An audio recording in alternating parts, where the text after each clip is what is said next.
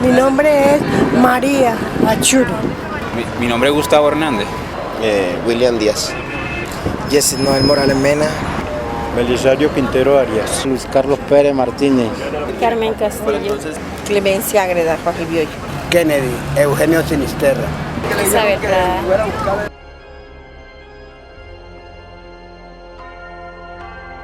Vengo de Junín, Cundinamarca. Corregimiento de San Andrés. Yo del Magdalena, de Fundación Magdalena. De Barranquilla. Yo vine de Argelia, Antioquia.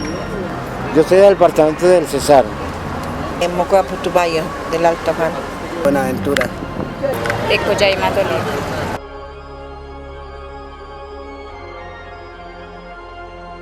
La guerrilla. La zona roja de aquí hoy.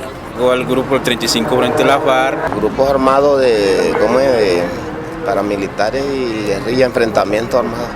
Desplazado por el grupo Los Rastrojos. Por los paramilitares. Estos son, le decían las Águilas Negras. Rebelión de los Rastrojos. Por la guerrilla. Ellos no se le identifican a uno. Por el Frente 21.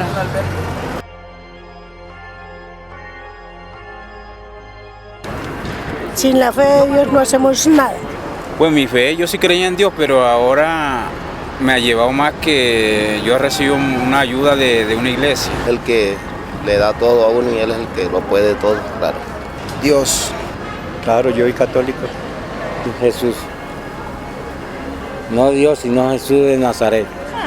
Dios siempre está conmigo a pesar de las adversidades que he tenido. Le agradezco mucho a Dios. Y tengo fe en Dios que algún día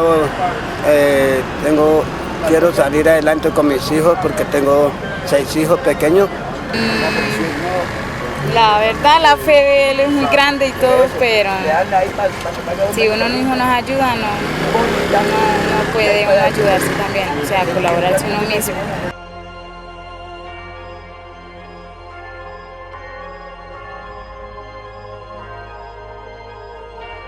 Bueno, yo creo que fundamentalmente pues porque Colombia a nivel histórico ha sido un país eminentemente católico, aunque desde la Constitución del 91 quedó oficial la libertad de cultos. Pero yo también creo que es importante es por el peso que tiene la institución católica dentro del sistema colombiano, ¿no? Y dentro de los sistemas latinoamericanos. Y además de eso, la experiencia que se tiene, el acceso a las comunidades, el acceso a las personas y la misma riqueza que tiene la iglesia en promover una coexistencia pacífica, una convivencia, un reconocimiento del otro, y todo eso nos puede y nos ayuda, ¿no? Pero yo aquí creo que más allá de pensar que sea simplemente un católico, yo creo que es más bien también un trabajo de la iglesia, de nosotros los católicos, de llegar a las otras religiones para que entren al proceso y no vean una competencia, sino que vean un país, el proceso de rearticular un país.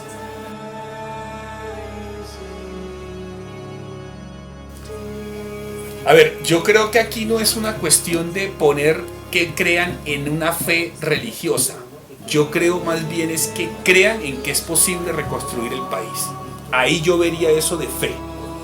No lo vería simplemente desde un tinte religioso, porque en este momento de la vida, en este momento de las circunstancias históricas, no estamos para comenzar a condicionar a que tienes que creer o no. Yo creo que eso es una condición, hay que seguir promoviendo esa libertad, pero ante todo una libertad que sea de respeto del otro, de reconocimiento del otro, y la fe yo la llevaría más a este tipo de personas que crean en que es posible recomponer el país.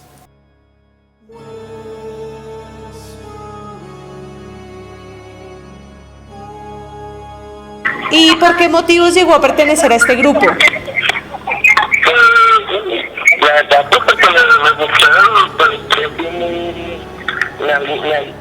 estoy muy aficionado a las armas y a la adrenalina y eso, entonces pues me llamó mucho la atención.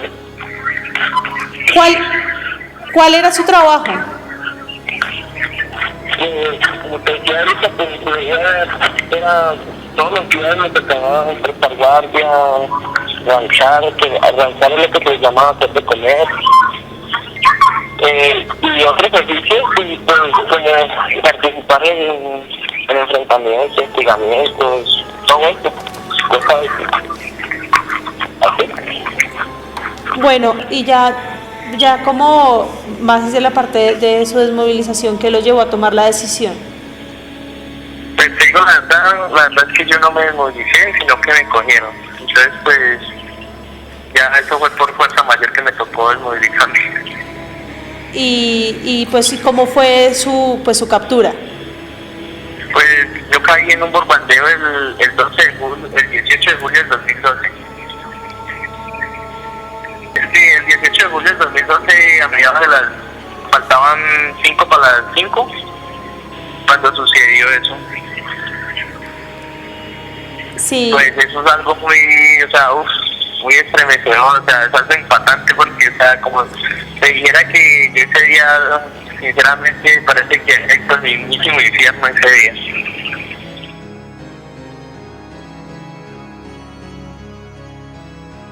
Estaba en una total incomunicación y la única consideración que tuve era que era necesario pues aferrarme a Dios para increpar su clemencia y no sentirme sola en semejante aislamiento, de manera que fue un mecanismo para fortalecer mi fe. Y hice varios ayunos y de continuo también estaba en vela y también recé y leía apartes de la Biblia. Creo que existe un Dios, la vivo de una manera diferente, más con un sentimiento de agradecimiento por estar viva y por tener la oportunidad de trabajar y de mantener mi familia, y también disfruto los espacios en que puedo estar en contacto con la naturaleza y tener también espacios de silencio. Si observé algún grupo al margen de la ley que tuviera alguna creencia o religión, pues realmente yo no tuve esa oportunidad de tener conocimiento de alguna situación, no sé si lo practicaban. Realmente nosotros estábamos apartados. Lo que sí les diría es que cuando solicitamos una Biblia así nos la facilitaron, e incluso algunas cartillas con algunas oraciones, que cada persona pues tenía sus propias creencias. En algunos momentos compartimos los rezos del rosario, algunas otras personas manifestaban que eran ateos y por supuesto todas las posiciones eran respetables. Si pudiera decirle algo a los negociadores de ambas partes del conflicto, ¿qué les diría? Les diría que hicieran su mejor esfuerzo por producir prontos resultados, en particular por dejar las armas y por firmar los acuerdos en el menor tiempo posible, de manera que fuera una realidad pronta para Colombia y no se truncara como la esperanza de pensar de que la paz es posible en Colombia.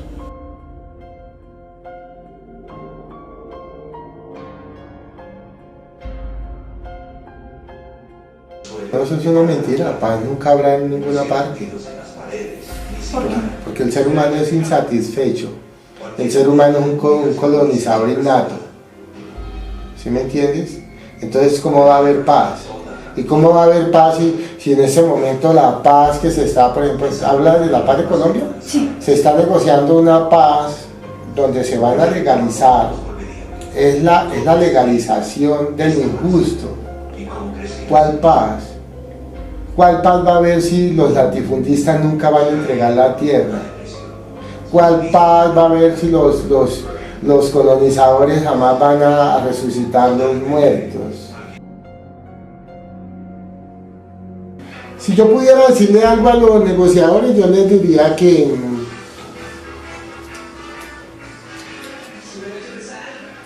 a la guerrilla les diría que perdieron el tiempo.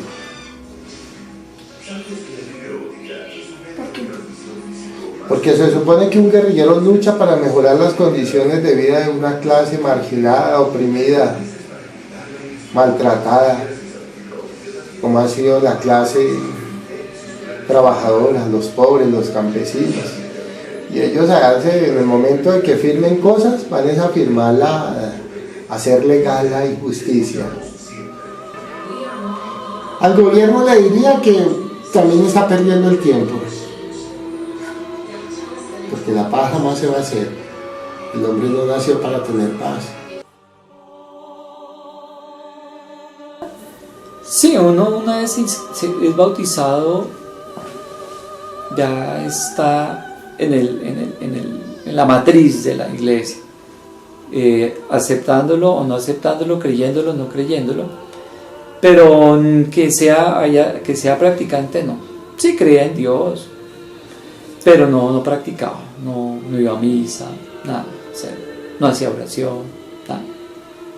Bueno, y en relación con la pregunta anterior, mientras estuvo pues en cautiverio, ¿se apegó a alguna fe o alguna creencia? En esos momentos, cuando en un momento siento que pierdo absolutamente todo: carro, casa, familia, novia, dinero, libertad. Llega un momento en que se pierde todo lo que para mí constituía como ese Dios, como esa seguridad, como esa felicidad, o como esas causas de felicidad, porque la felicidad estaba anclada en lo que se tiene y en lo que se hace. Cuando se pierde en un momento todo, comienzan unos, llamémoslo así, unos mecanismos internos de supervivencia, donde comienzas a mirar más allá de la apariencia y comienzas a hacerte unas preguntas: ¿por qué esto? ¿Por qué esto me está pasando a mí, que soy tan bueno? ¿Por qué, si yo no he matado, por qué no he robado, por qué no he asesinado, por qué me está pasando a mí esto tan terrible, tan macabro, tan espantoso, tan sin sentido? Entonces comienza ya a entrar en una nueva dimensión y comienza a pelear con ese ser superior que consciente o inconscientemente uno atribuye una cierta responsabilidad por eso que me está pasando, que es malo, que es doloroso, que no tiene sentido, que no tiene explicación. Entonces mi primera relación, mi primer contacto con ese ser superior, porque todavía yo no podía decir que era Dios, era de pelea, era de reclamo. Entonces, respondiendo a tu pregunta, ya hay una actitud de fe, porque tú estás peleando, hablando, llorando, reclamando algo que no ves.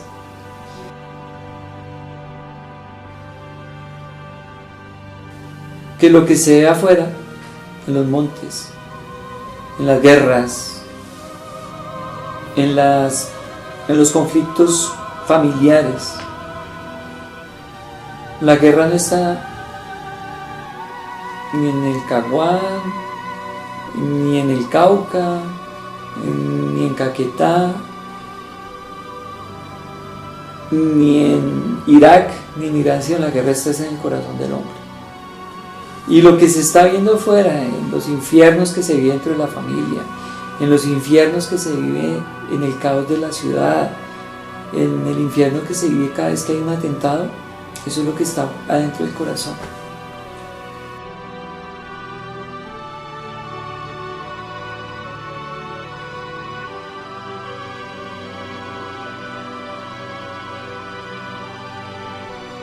Una verdad inconstatable es que la violencia, o mejor que el mal, por más mal que sea, no es capaz de matar lo que es la parte divina, la esencia divina que hay en el hombre. El hombre puede hacer los actos más aberrantes, puede alejarse de Dios, puede practicar ser adorador de Satanás, pero ni siquiera eso es capaz, repito, de matar lo divino que hay en el hombre. De modo que el hombre en cualquier momento de su vida puede despertar y puede rehacer esa parte espiritual, porque ahí está. Es como un diamante en el barro.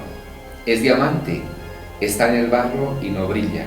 Pero una vez que quitas el barro, el diamante puede volver a brillar. Porque esa es la esencia humana, ese es el milagro humano, ese también es la paradoja de lo humano, que podemos llegar a ser santos o podemos llegar a ser la bestia más cruel, más despiadada. Y de hecho, pues he estado con las personas más santas, pero también con las personas más despiadadas, más crueles. Y también que no hay ningún ser humano que sea químicamente malo. Siempre tiene sus rasgos, sus características, sus rasgos también de bondad. Aún el malo, sí, también dentro del malo pues hay esos trazos de bondad.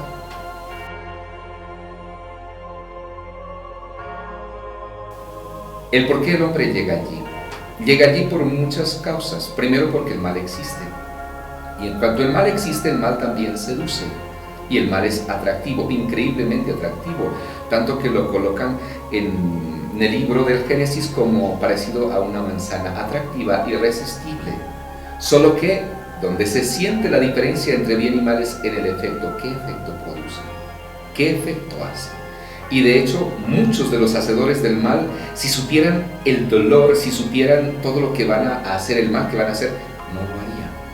Porque uno no es capaz de percibir el nivel o hasta dónde llegan sus acciones, cuánto dolor, cuánto mal. Y de hecho, pues tenemos en la cárcel también muchos que se arrepienten, que piden perdón, que se dan cuenta, que despierta su conciencia de todo el mal que han hecho.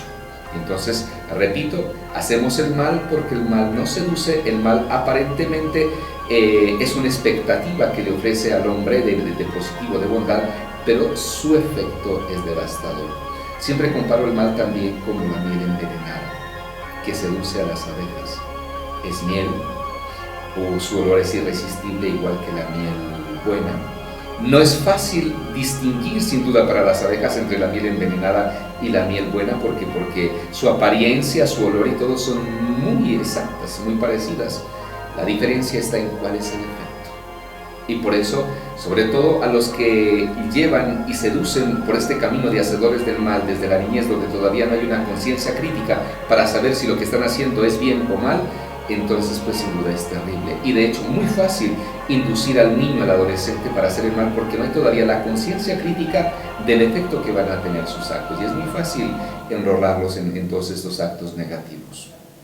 Otro de los temas sin duda por los cuales caemos en el mal, hacedores del mal, porque somos débiles, somos criaturas, y de hecho Jesús mismo lo precisó, y por eso en el Padre Nuestro dice, líbranos de la tentación, líbranos del maligno, porque sabemos sin duda que somos criaturas y que el mal no respeta a nadie de ninguna condición, sea rico, sea pobre, sea niño, sea adulto, no respeta absolutamente, y sin duda tiene una fuerza seductora muy grande.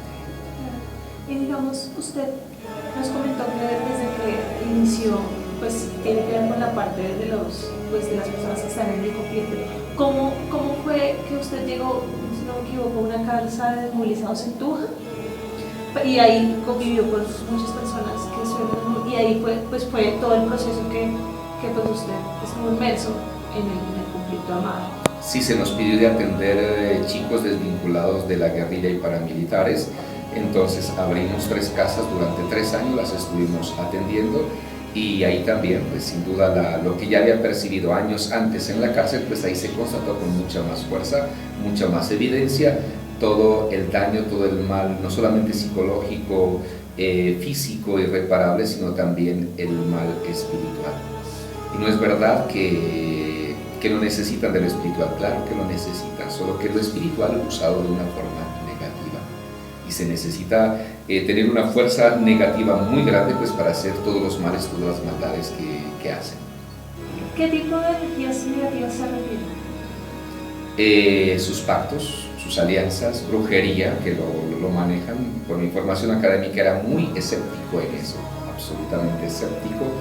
Pactos con el diablo, pero tuve que verlo, tuve que atenderlo y convencerme y ver y probar con mis propias fuerzas que definitivamente el mal solo se vence a fuerza de bien. Donde no había, trabajé siempre con equipo psicosocial, médico, psicólogo, psiquiatra, y donde la ciencia tiene su límite y no alcanza a manejar pues este tipo de situaciones que se dan. Sí, se nos pidió de atender chicos desvinculados de la guerrilla y paramilitares.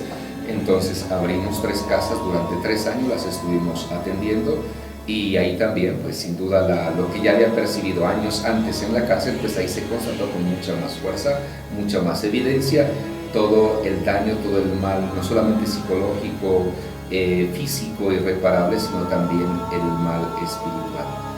Y no es verdad que no necesitan de lo espiritual, claro que lo necesitan, solo que lo espiritual usado de una forma negativa.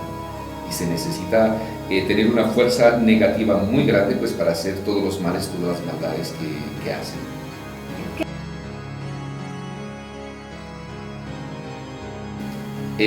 Sus pactos, sus alianzas, brujería, que lo manejan. Por mi información académica era muy escéptico en eso, absolutamente escéptico, pactos con el diablo, pero tuve que verlo, tuve que atenderlo y convencerme y ver y probar con mis propias fuerzas que definitivamente el mal solo se vence a fuerza de bien. Donde no había, trabajé siempre con equipo psicosocial, médico, psicólogo, psiquiatra, y donde la ciencia tiene su límite y no alcanza a manejar pues este tipo de situaciones que se dan. Algunos ritos que ellos hacen y tenían sus oraciones satánicas. Aparte de sus oraciones satánicas, tienen también toda su música propia. No sé qué dicen los CDs que logré tener de ellos. Tienen también sus propias plegarias, que no son propiamente demoníacas, pero son plegarias ideológicas que todos los días constantemente están repitiendo, y sin duda pues eso va generando una actitud, va generando una conducta en ellos. Pero pues las plegarias a Satanás, eso era lo normal, todo un proceso de rito, cómo había que hacerlo, la hora también de la noche a la que había que hacerla, cómo había que colocar en la cruz, si era de alguna persona que le iban a hacer mal, las prendas, la cosa, todo lo que había que hacer, que repito, son un tema netamente de brujería, es una mezcla entre brujería, satanismo, bueno, en fin, también porque quizá por su instrucción no es que tengan mucha claridad de lo que es eso, ¿no? Pero pues ellos mezclan y hacen eso.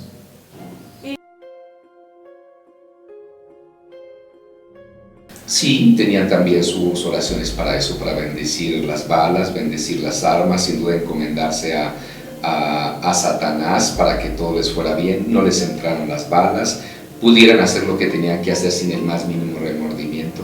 Sí, claro que ellos tienen todos los rituales para eso.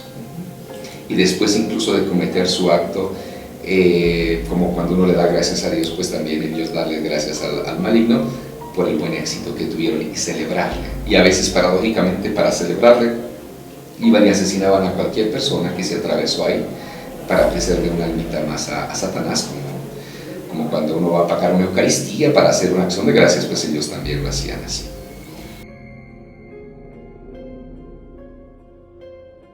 Porque ¿qué le ha dado a Colombia todos estos años de guerra? Nada, absolutamente nada. Violencia, huérfanos, dolor, sangre, más sangre, pero no hay nada. Muéstrenme una obra positiva que ellos hayan construido. Nada. Y de hecho viene la máxima que dice que justamente no se necesita fuerza para destruir, se necesita fuerza, valor, hombría para construir. Destruir lo hace cualquier idiota, cualquier mediocre, pero construir sí lo hacen de veras los que son héroes. Y entonces es allí donde sin duda pues tendríamos que concursar en eso. Es difícil sin duda intentar las vías democráticas para cambiar todo este sistema de injusticia que hubo en ese tiempo y que todavía hay, pero pues esa es la única salida que hay, la justa, la verdadera.